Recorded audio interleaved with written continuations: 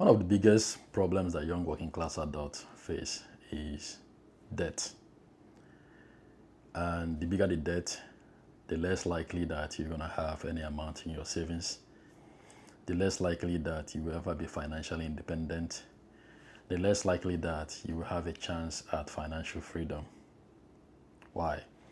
Because you're working so much, but the amount of money that you are getting paid, majority of it goes into debt.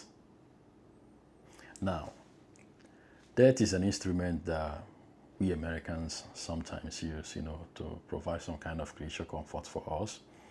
But personally, I believe that you have to reach a stage in order to acquire a particular debt. That there is a stage you have to reach in your adult journey that demands that you might, it's time, it's ready, you're ready for you to acquire a certain debt. And what do I mean by this? Take for instance, if you are an 18 years old or a 19 years old that just got your first job, you have no business getting a credit card, right?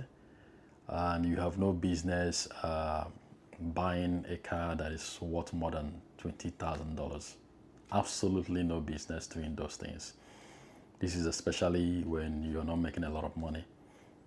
By not making a lot of money, I'm talking about you are making anything less than $20 an hour. You're making anything less than $25, $30 an hour. Yes, I know you may be like $30 an hour is a lot, but it's not actually a lot. It's not. I can tell you this. Especially if you have a family and you have other responsibilities, which some of us young working class adults do have. Now, to the topic at hand, how do you avoid being broke? Well, in this video, I am going to tell you how I've lived my life so far. I'm in my mid-30s, right? And how I've worked my way in such a way that I have guided myself against a lot of debts and working in such a way that I'm only working just to pay down debts and have some savings in the process. Excuse me, something is in my eyes. Anyway, how do you go about this? First thing, as a young working class adult that is starting out, you want to minimize your expenses as much as you can. I'm talking about any expense that is not necessary. As long as you're starting out, forget about it. What do I mean by these expenses? Take for instance, you're 18 years old, you're 19 years old, you're 20, you're a young adult Gen Z, or probably you're a millennial, right? And you had just moved out of your parents' house for the first time, and you got your job, right? And you're paying down rent every month, and you're ready for a car, or you think that it's time for you to buy a car.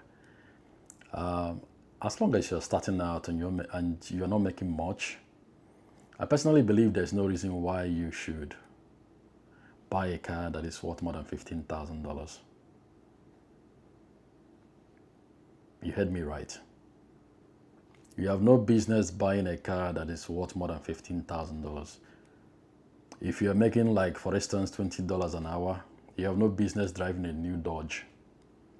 You have no business getting a Jeep car financed. You have no business driving any car that is more than $15,000.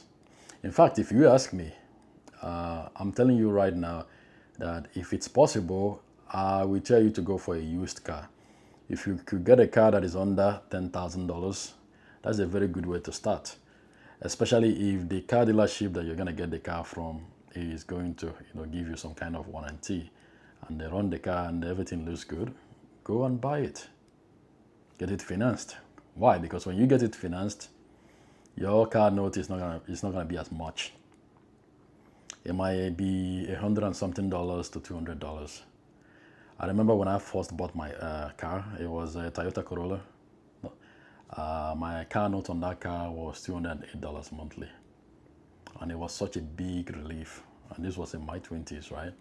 And when I looked around and saw my peer that we are working the same amount of job hours that I was working in the same job position, some of them had car notes that were about $400. I know one that was paying $800 for a car note, and that was a Dodge. and we are not even making more than $20 an hour. And you could imagine paying a car note of that amount. It's probably taking about what? Almost half of your paycheck, right? And you could hear such people. I'm talking about the ones that do not plan for these things. When they come into work, they're always complaining about how much debt that they have and all that. And you can't say anything because, because you yourself, it's common sense. Now, why am I telling you this? As a young working class adult, the best thing you could do for yourself is to put yourself in a situation where no external factor can pressure you. What do I mean by external factor? Debts. If you have a lot of debts at a young age, with time, you're going to have anxiety. Because any job that you have, you're no longer coming into work to enjoy the job and make money. You have no choice but to work. Why? Because you and I know that in the United States, there are some debts that you can get, especially the debts, most of them come with interest anyway. When you acquire those and you miss a payment, there's a late fee attached to the missed payment. This is in addition to the debt that keeps accumulating if you don't pay that debt, right? Now imagine a situation where you're so pressured to go into work because if you don't work, you can't pay these debts, and your debt amount is not going to be the same. It's going to just keep increasing. So you borrow $10,000, right? At 10% interest rate. That's $1,000, right? Per year, for instance. Now, if you don't pay that debt, don't expect to pay back $10,000. It's never going to be $10,000. It's going to be the late fees that is attached to that $10,000 debt that you borrowed, plus the interest rate attached to the debt per year, right? So that's why I usually tell young working class adults that if you are going to use a debt instrument to create some kind of comfort for yourself, or provide yourself some kind of creature comfort like buying a car so you can drive yourself to work or school, do it within reasonable limits. Cut your coat according to your size. Take into account how much you're making right now. Take into account what your necessary expenses are monthly at that particular point in time, and see how much that is left from the money you bring home after you have paid your necessary expenses, and the amount that is left will determine whether you can afford a new car. And remember, I tell you, if you ask me, I will say that if you're starting out as a young working class adult, there's no reason why you should buy a car that costs more than $15,000. The most you could pay for a car or get a debt to pay for a car is $15,000. Me at my age right now, I still buy cars that are less than $15,000 used. And you may be like, oh, Mr. Chime, what if the car has it? No, the car is not going to have an issue.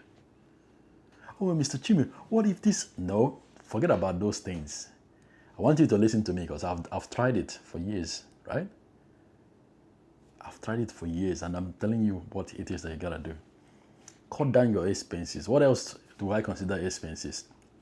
Another thing I consider expenses is your rent. There are some young working class adults, once they leave their parents' house, they want to go to fancy luxury apartments, right? They are making a little bit above minimum wage. I usually say under $20 an hour. And you want to go to a luxury apartment just because your paycheck is able to afford that, without taking into account that besides your rent, this rent that you're going to be paying, you probably have some other necessary expenses, monthly expenses that you're paying, right?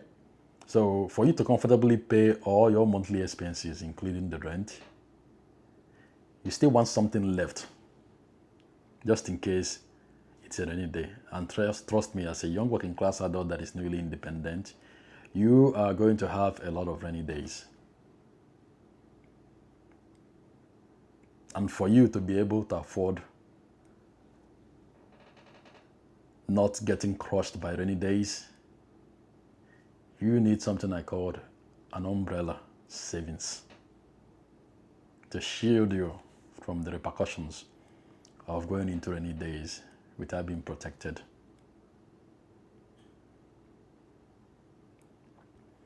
So you are gonna get a car that is under $15,000, a used car. It still runs. Go to a car dealership.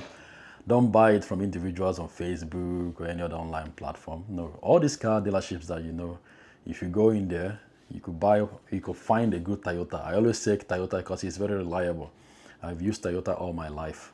Very, very reliable as long as you could, keep the oil going. If you could maintain the car will last as much as you want it to be. Go to a car dealership, a Toyota, and find a car that if you could get one for less than 10,000, I say go for it. Just make sure that the car dealership is giving you a warranty. And some of the car dealership, especially the Toyota car dealership, when you buy a car that is 8 years old, 9 years old, 10 years old, they give you this kind of warranty where if the engine goes out, they will replace the engine for free. If there's a major issue with the car, they will replace it for free. I mean, the routine maintenance obviously is going to come out of your pocket, right? But if there is something that is big that is happening in the car, let's say major damage, they will change it out for you for free. That's part of the warranty, right? So you're going to get a used car. You're going to get an apartment that is cheap. Forget the luxury apartments. Forget the apartment in the upper middle class part of town. Forget about those things. You are going to start from the cheap part of town. Why is this important? It is important because if you're a young working class adult that is working, I want you, after you're done paying your monthly expenses, I want you to still have some money left. Because if you have some money left, that means you're building up a savings, right? Because if you're squaring away that money, every year is growing. Let's say every year you're putting aside $500. I mean, every month you're putting aside $500, right? You get paid, you pay your rent, your cheap rent, you pay your little car note that is not expensive, right? You pay your insurance, you pay your rental expenses, you pay for your food, you pay for your gas, you still have some money left. Say you still have some money, you decide to take $500 from that money and put aside. At the end of the year, you're gonna have $6,000 savings. $6,000 savings. That's a lot of money. That could solve a lot of your problems. If there's a rainy day or there's an emergency that hits you, $6,000 could solve that. And this is me giving you an instance. It doesn't have to be $500 every month. It could be $3,000 every month, right? If you're doing $3,000 every month because you have chosen to get a used car, a cheap apartment, and you're paying all these things, after paying, you have some money left, you decide to square away $300. That's $3,600.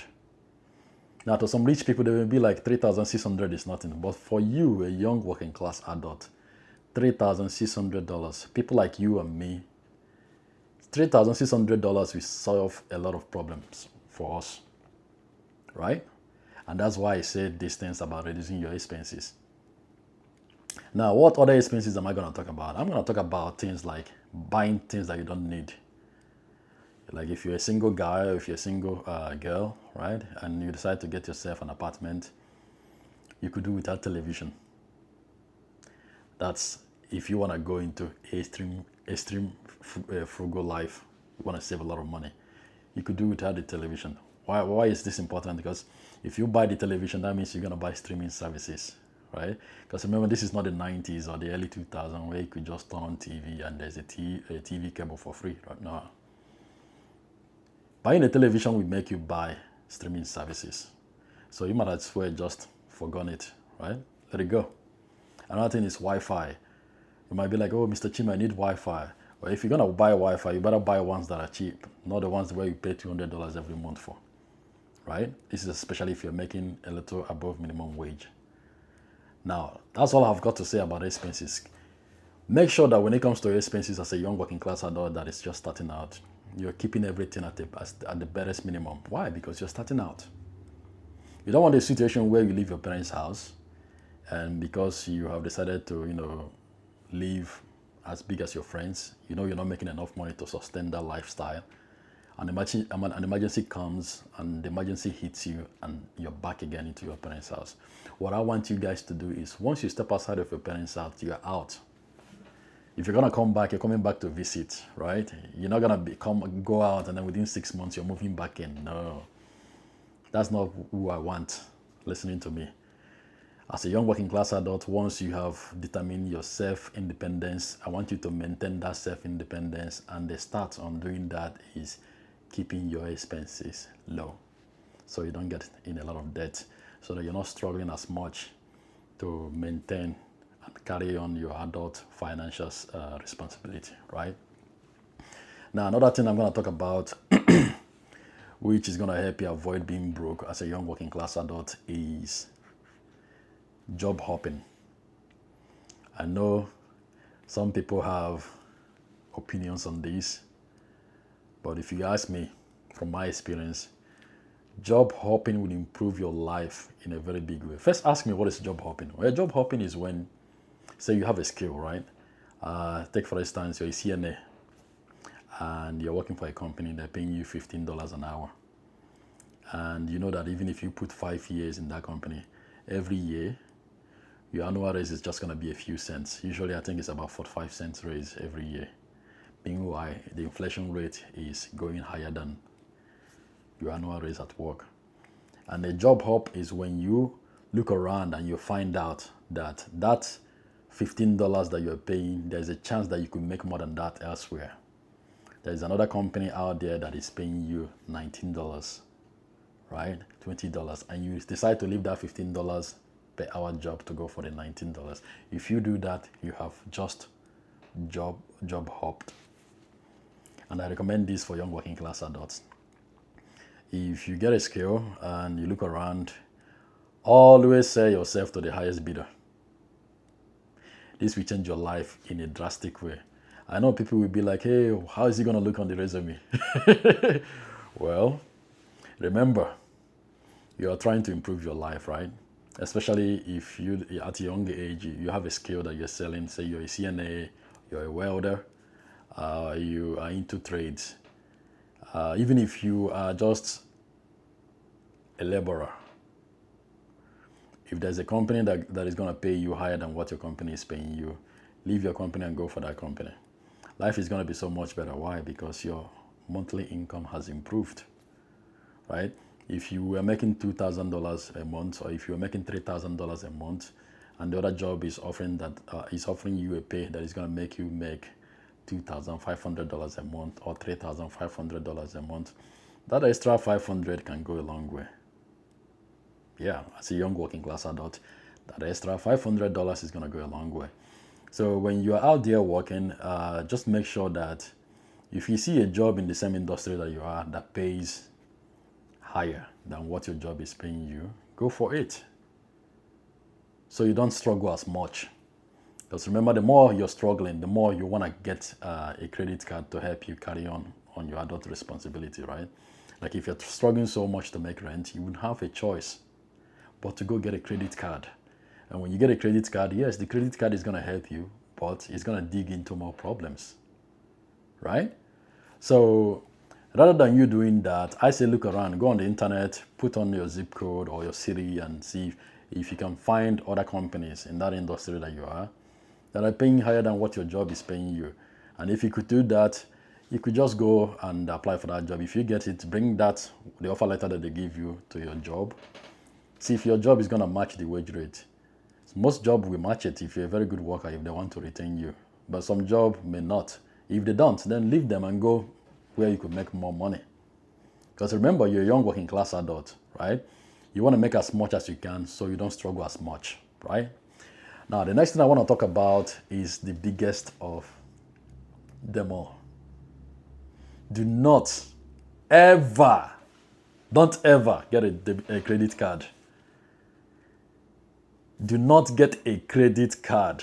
Never, ever get a credit card until you can afford to do so.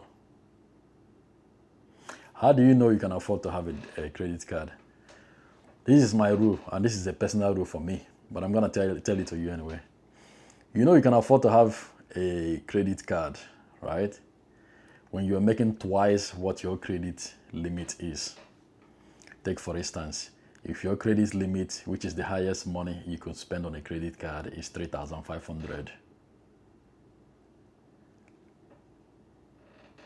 you better be making $7,000. If the credit limit is 2,000, you better be making $4,000 every month.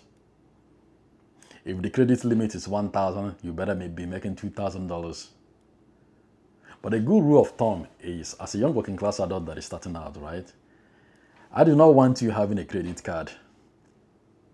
No. Have this rule. If it's possible, buy yourself a whiteboard from Walmart with a marker. Write it out there. Note to self, colon. You write, if I can't afford it, I'm not meant to have it. What did I say? Repeat after me. If I can't afford it, I am not meant to have it. That's a real good of thumb to have. Because the moment you go to a credit card, yes, it's easy access to money. I mean, you could spend as much as you want as long as you don't exceed that credit limit, right? But guess what, too? It's not free. You are going to pay every last cent that you spend, plus interest rate on that debt. And you want to know what is worse about some credit cards? They are designed in a way where you are going to keep paying and you never ever pay it off. This is especially if you're not making twice the credit limit, especially if you're struggling to pay your monthly bills. And now you have gone and gotten a credit card and added it to what you have already. Right? So the best thing you could do for yourself is avoid a credit card. If you cannot afford it, forget about it. Let's take for instance, yeah, you're a gamer, right? You want to buy the PS5, you can't afford it. Don't even bother. You're not meant to have that PS5. That's what I'm trying to tell you, right? A new iPhone comes out, say iPhone 3000. The latest iPhone, for instance. I'm giving you an instance. And everybody else has it. Your peer, you're looking at your left-hand side, your best friend has it. You're looking at your right-hand side, your boyfriend or your girlfriend has it. And you're the only person in your friends group that do not have that iPhone 3000. And now you want to go get a credit card to afford that phone. You are not meant to what? Have the iPhone. You can't have it until you can afford to. So one of the ways you could avoid getting broke is stay away from credit card. Now, if you want to use credit card, for me, for young working class adult, the only time I tell you could use a credit card is if you're trying to build a credit history. Because in the United States, right, if you want to get some purchases financed, take for instance that car I told you that is under $10,000 that you're going to get, you are not going to have $10,000 in your bank account. Most young working class adults don't have $10,000 in their bank account. So what are you going to do? You're going to get a bank to finance that. And for a bank to finance that, they're going to look up your credit background to see if you have a credit history. What does this mean? That you have a history of borrowing money and paying the money back in a timely manner, right? So for most young working class adults that are starting out, you don't have a credit history until you have borrowed for the first time, right? Now, if you're gonna go get that car, for instance, and they look up and you don't have a credit history, what this does is that your interest rate on the debt that you're gonna go get for the car is gonna be higher than usual. Say if the interest rate was supposed to be, say, 7%, now it's gonna be 12%. Why? Because you don't have a credit history. You don't have a history of you borrowing money and paying it back in a timely manner. So the person or the financial institution lending you the money wants to guarantee that they could make their money that they're giving you faster before you decide not to pay it. Of course, they don't know you. And credit in the United States is king because credit gives you access to a certain amount of debt, right? So the only time I can say you could get a credit card is if you're trying to build a credit history, right? And nowadays, with the financial technologies that they have right now, like Chime, not Chime, I mean Chime, I meant to say. Yeah. With the financial technologies they have now, like Chime or Venmo and some other financial technologies out there, NetSpend too is one of them, you could some of them are structured in such a way that you can borrow without paying interest on what you borrowed.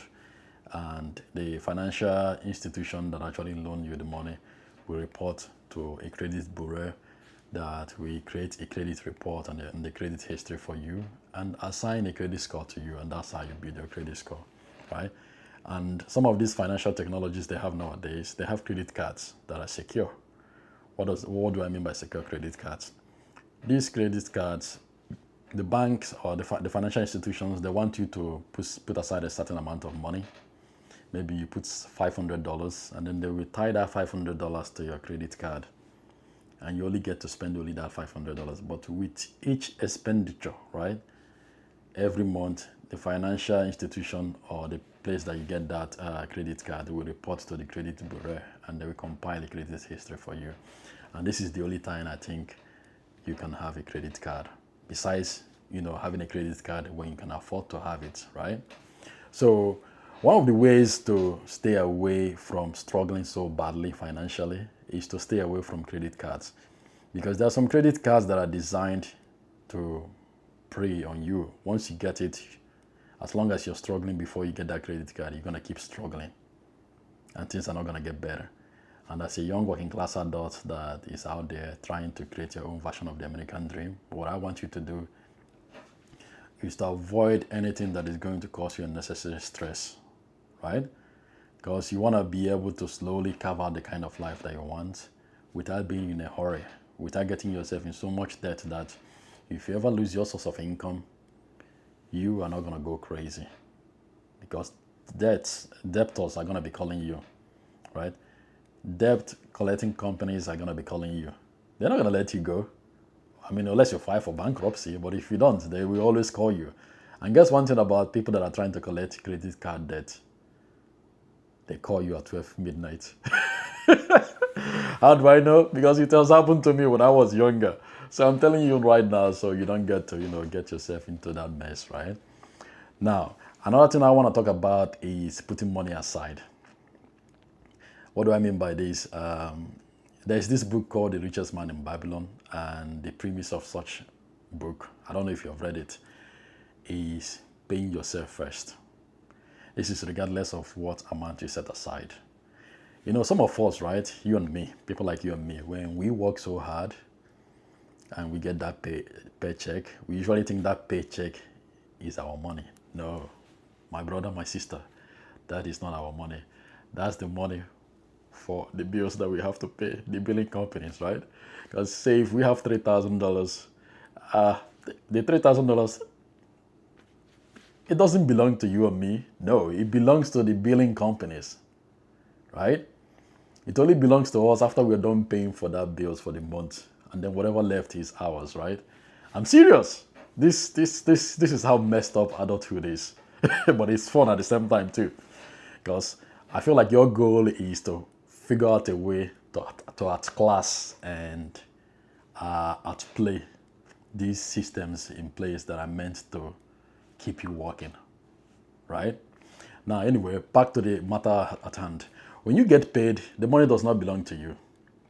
So what I'm telling you to do is, when you get paid, try to pay yourself first from that money that your company has paid you. How do you do this? For instance, say you get paid $3,000 a month, and you get your first paycheck, which is $1,500, especially if you're getting paid bi-weekly, right?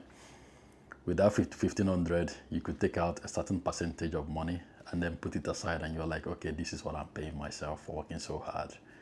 And I want you to create a bank account. The bank account is not going to have any debit card. The bank account is not going to have a checkbook. This bank account is for you to put aside the money that you have paid yourself, right? Take, for instance, every 2 weeks you get paid $1,500, and you want to set aside what? 10% of that. You're like, whenever I get paid every 2 weeks, I will put aside 10%. So you get paid $1,500, right? And then you put aside $150 in this bank account. Now, if you do that for a whole year, you're gonna have quite some money left, a few $1,000s, right? And that few $1,000s is yours to do as you please. And this is very important in case of, again, a rainy day, because you're going to have so many rainy days as a young working class adult. But what helps you during these rainy days is when you have money to protect yourself against sudden emergencies that happen to you in life. And you do this by paying yourself whenever you get your paycheck. That paycheck that you think that you have, it does not belong to you. I'm sorry to tell you, it does not belong to you. It belongs to billing companies. You pay them first, and then whatever remains is yours. Now, let's say you live with your parents and they're not letting you pay bills. If you get paid, then that money could be yours, right? But if you don't live with your parents and you are an independent, a strong, independent adult that has asserted his or her own financial independence plan and desire, you are going to always pay those billing companies. And the bills, they never stop coming. So, my friend, pay yourself first whenever you get paid. It will make life so much easier for you. Now, the next thing I'm going to talk about avoiding being broke is always improve yourself every 3 years. For me, it's every 2 years. For you, it could be every 3 years. It could be every 5 years. Whatever you could. Whatever works for you is basically what I'm trying to think, right? For me, let me tell you a story. This is what I do. So every 2 years, I try to improve my wage rate. I try to improve my skill by going back to school. And I try to see if there's a way I can leverage what I already have to go to get more stuff. By more stuff, I mean more income, more money coming in. If you watch one of my videos, right, I tell you that the first job that I did here was I was a cleaner. I was cleaning toilets in downtown of my city. And I would go to the toilets and I would scrub the hell out of it. And then my supervisor, a very short lady, would come in and be like, Chime, come here. And then I would come and then she would touch her fingers, her 2 fingers on the toilet seat like that. And then she would go like this.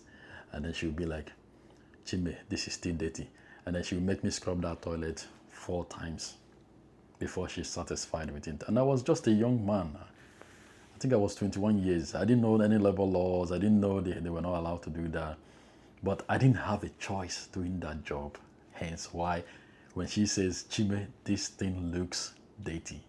Even though I'm looking at the toilet bowl and it's still white as snow, I still scrub the fuck out of it. I'm sorry for cussing. I still scrub the hell out of the toilet bowl, right? What is my point of telling you this? Well, it turned out that after a while, I started figuring, no, I don't need to do this job. I could do better.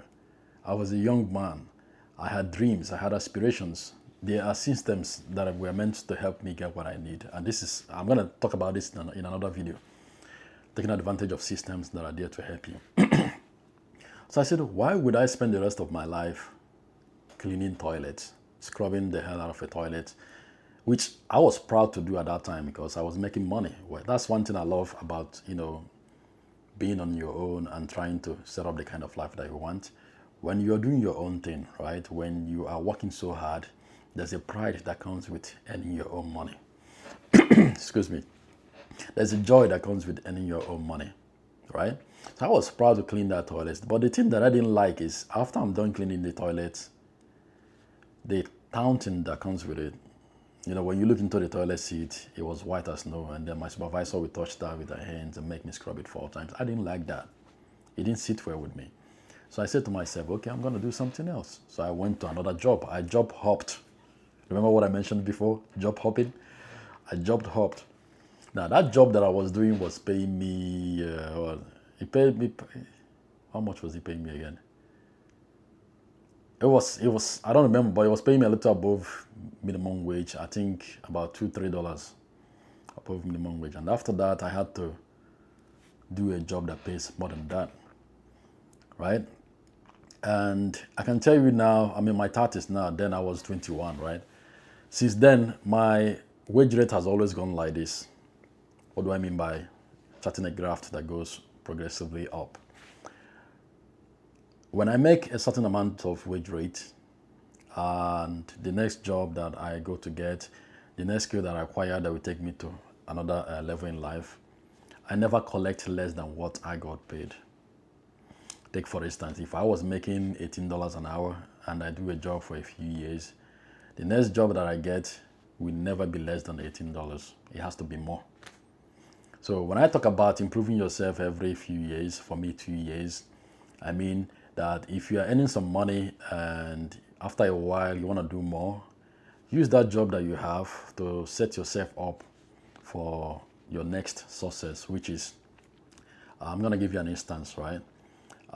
When I was, at first, there was a time I was a caregiver, right? And after that, I went to surgical tech school, right? And after that, I went and did my nursing and finished it. Now, each of the job that I have paid for the next big thing, because I wanted to be so valuable, I wanted to be so skilled that I could offer my services and be paid handsomely for it. I wanted to always be I wanted to always be in a situation whereby I'm not gonna get bullied at work. Like if I'm doing a job that I don't like, I can go step outside of the work and then I can find another job elsewhere. And you can only do that when you improve yourself. If you're in a job that gives you no choice, right? We advise you to acquire a skill or check out the big next thing that you need to learn that will give you a degree of freedom where you are going to have a choice. Especially if a workplace is so toxic that you don't want to stay there no more. If you don't have a skill, you don't have no choice but to stay in that job. If you have nothing valuable to offer to the next employer, they're not going to give you a job position. But when you have improved yourself and you have more to offer, companies will be the one reaching out to you to come work for them.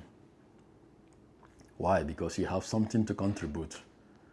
So one of the ways to avoid being broke is to improve yourself every few years. Find something that you could do. I always say that if you don't want to go to school, go to trade school. Pick up a skill, right? Even if you go to school, it's always a good idea to have a skill on the side, just in case if the industry that you are in busts. I believe that in today's world, AI is going to mess a lot of people up.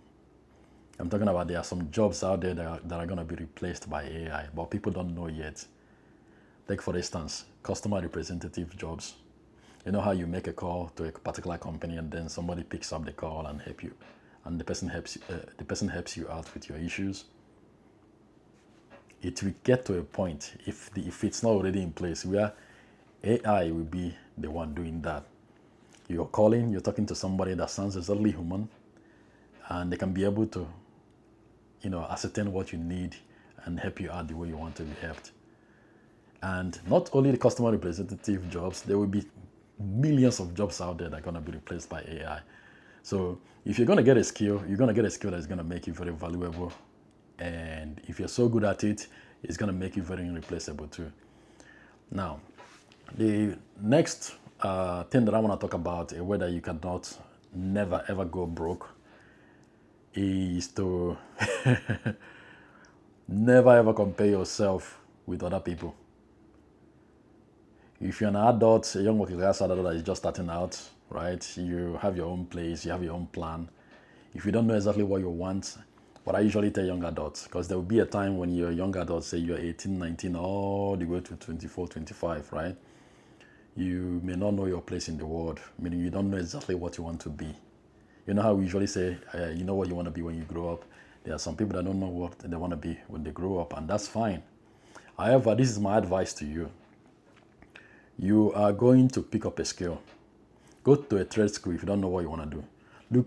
Go to a trade school, tell them to give you a list of career, and then go through that list and pick up something and then go learn it. This is whether you enjoy it or not, right? And then when you finish that, start doing that job. And along the way, if you were not meant to do that, you will start seeing what you were meant to do. Yes. Hold on. Excuse me, that was my, I was making some beef. beef ribs. That's the alarm that went off. But anyway, before I got distracted, this is life, people. This is life. So you are going to get, a trade skill, right? And you're gonna use that trade skill to work. And if you're not meant to do the job that you're doing, you start seeing a semblance of what you want your life to be about. Now, there are some people that will just, they don't know what they want to do. They will stay in one little place, in that little corner of theirs for a long, long while, and before they figure it out. And that's fine too, but I don't want that to be you if you have dreams and aspiration, right? If you don't know what you want to do, go learn a skill. Go to a trade school, pick up a skill, and work in that skill for a long while, or so, or for some time, until you are able to, do what it is that you want to do, right? Now, if you want to go to school, I know some people, they usually stay in college. Well, like when I was in college, I met a lot of people, young working class people that they were going around studying all these majors, and you ask them, hey, what do you want to do? They say, I'm still trying to figure it out. 6 years later, they're still in college. Guess what that's going to cost you? You're going to be broke. Why? Because college is not free. You're getting financial aid, right? You're borrowing to go to school and doing that. So I don't recommend that. What I recommend you to do is go to a trade school. The most you could do in a trade school is 2 years. Get a certification or a license, and then work that job. It's going to give you a constant income, right? It's going to give you some money until you're able to, figure out what it is that you want to do, right? Now, the last thing that I want to talk about is going to college. Yeah, I apologize about the beeping. I don't want to step off the camera. It's going to stop on its own. But anyway, if you want to go to college, the college route or the university, I usually tell people to avoid borrowing. I have 3 degrees, right? And each of the degree that I went to, I got, these are high-paying degrees anyway. I did paying out of pocket. Now, there are 2 ways you could do this. You could go to a community college to get your degrees, or you could go to a university where it's more expensive. But I'm telling you, the first 2 years that you're going to do in the university is going to be exactly what is going to be taught in a community college, which is significantly less. What do I mean by this? A class in a community college in your zip code is going to be about $150 to $300, compared to a class in the university that will charge you $1,500 to $2,000 for a class. I kid you not, you could go do your own research, right? So the thing that I usually tell young working class adults is, if you're going to go through the college route, what you're going to do is you are going to try to go to community college and do 2 years there, and then transfer to a university. But while you're going to a community college, you could work to pay your school fees or tuition. Because working to do that, since the classes are very cheap, you can afford to do that actually, right? There are also scholarships there that you could use. But the thing is, you're trying to graduate with as little student debt as you could, so that when you finish and you graduate and you start working, you don't have all these heavy student debts that you're trying to pay. Because if you're not making much money after you graduated, say you studied library science, right? And you start working, you're not going to be paid that much. And if you have this huge amount of student loan, what is going to happen to you is you're going to struggle as a young working class adult. So I want you to always go for the cheapest college that you can ever find. If you're going to the trade school, go to the cheapest trade school that you can ever find, right? And doing so will save you so much money, especially if you're working and paying some of the tuition. You're going to either graduate with as little debt as you can, or no debt at all. So that's all I've got to tell you today. If you want to avoid being broke as a young working class adult, everything I've said here are the things that are going to help you to, not struggle as much. Otherwise, it's going to be struggle all the way until you're able to figure out a way to make a substantial amount of money monthly. And even when you make a substantial amount of money monthly, take for instance, you're making $10,000 every month.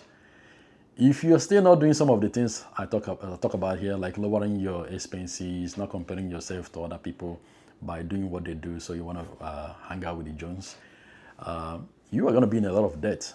And guess what is going to happen? You are going to struggle a lot. So as a young working class adult that is out there trying to carve out your own piece of the American dream, Make sure that you're taking all these things that I've talked here into consideration. Make sure that your life is structured. You're not just waking up and you're going to work and you're taking the day as it comes. No, you got to plan your life. If you're 20 years old, get a journal. For me, I usually have whiteboards, right, where I hang all over my apartment, and I write the things that I want to accomplish in 5 years, or the kind of man that I want to be in 10 years. Now, I may not exactly get to be exactly that person, but I get close to it. Why? Because it's a goal. And once your mind is goal oriented, you're always actively working on the goal. And now you may not get to the goal 100%, but you will get there by a huge percentage, right? So as a young working class adult, I want you to always put yourself in a position where you are highly likely to succeed. Because if you succeed while keeping your operating cost down as a young working class adult, by operating cost I mean your monthly expenses, by consciously avoiding debts, you are going to live a life that is going to be much, much pleasurable. And you're going to have a lot of savings too. So on that note, before I leave, I want you to recite this thing again that I mentioned earlier. If you cannot afford it, you're not meant to have it. It's not for you. That's how you stay out of being broke. That's how you stay out of being, that's how you don't struggle as much as a young working class adult, right? And I just wanted to make sure that you know about all these things before I stop the video. I've talked so much, right? But anyway, that's all I've got to say to you today. I remain yours faithfully, Mr. Chime from weeklybego.com. You can like and subscribe. The things that I told you about here, I'm going to leave some resources on the description page. You could go check them out and you will learn some more. I promise you that. Chime out.